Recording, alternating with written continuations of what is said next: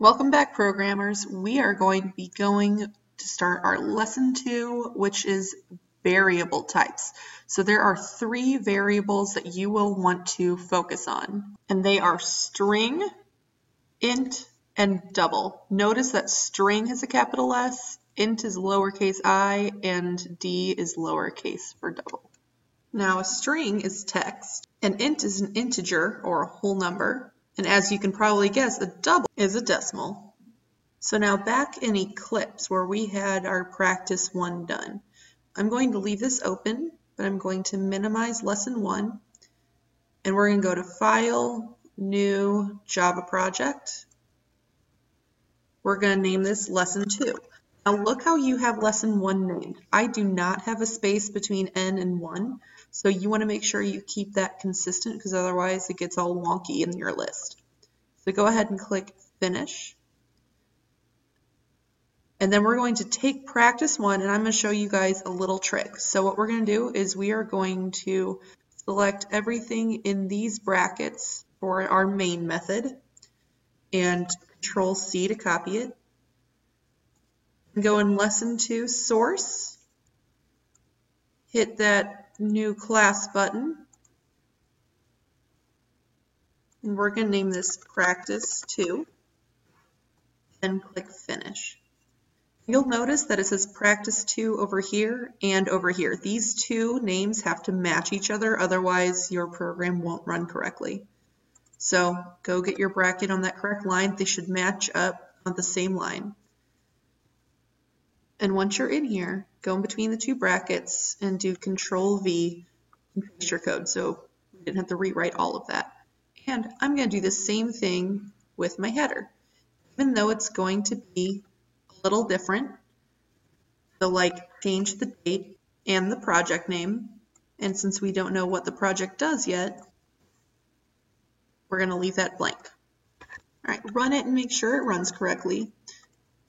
And it does. So once it runs correctly, you can go into your practice 1 and close it.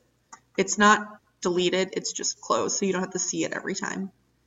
So delete this second line of code. Make sure it still runs and prints correctly. It does.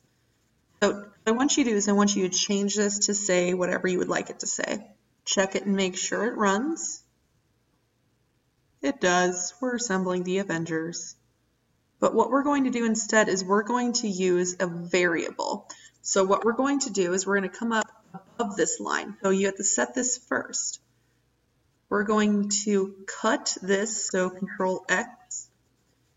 And we're going to say string S equals, and paste your line in there and put a semicolon. So now what we're saying is that S is equal to Avengers Assemble. So now here, instead of saying print Avengers Assemble, we're going to say print S. Our error went away, so it's going to take this S and say, what is S equal to? It's going to read this line and put it there. So let's make sure that runs correctly also. Perfect.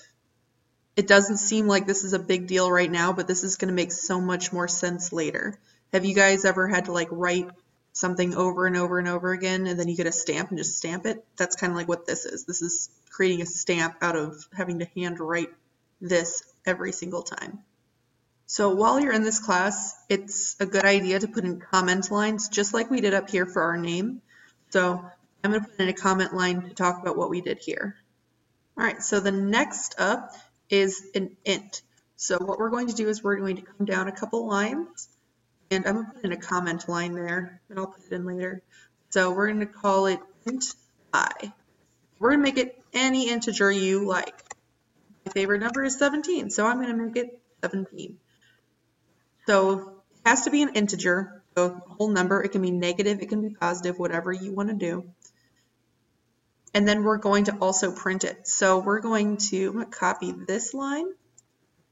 Paste it down here. Instead of printing S again, we're going to print I.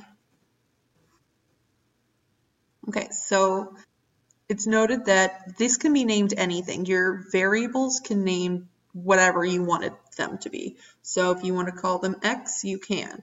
If you want to name it burger, just make sure that you're printing burger. So whenever you call on it, it does. Now look, I put it on the same line. So that means that we didn't put an ln in there. So I'm going to go back to my print lines and I'm going to put an ln at the end of them just to make sure it goes to the next line. There we go. There is a no comma rule. So like if we had 17,558, it doesn't like the comma.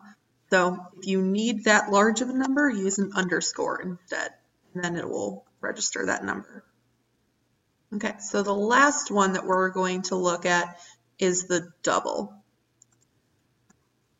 So I'm going to copy and paste that and change all of my ints to doubles.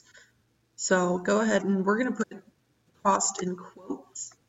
And then if you run it, it actually prints the word cost. It doesn't look for the variable because this is put in as a string. So take off the quote. We're going to change that to like 17.87. So maybe you're shopping and something costs 17.87. So go ahead and hit run and it does print that. Now if you set this up as an int, it's going to give you an error. The error is going to be cannot convert from double to int. So it's telling you you'll need to change that. So look on the side here for errors pretty frequently. It'll help you out a lot. Also, this works a lot like your calculator. So if a decimal ends in 0, it's going to cut off that last digit. The last thing I want to talk to you guys about is declaring and initializing.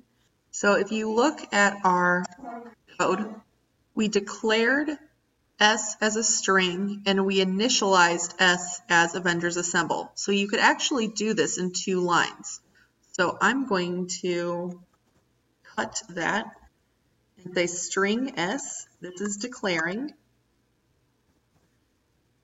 and then we can say S equals Avengers Assemble, and this is initializing. I'm going to go ahead and do that to all of these. And I messed up. I have 2 equal signs in there. So that is declaring is setting your string as your S as a string, or burger as an int, or cost as a double. So I'm going to go ahead and make a comment in all those lines for that.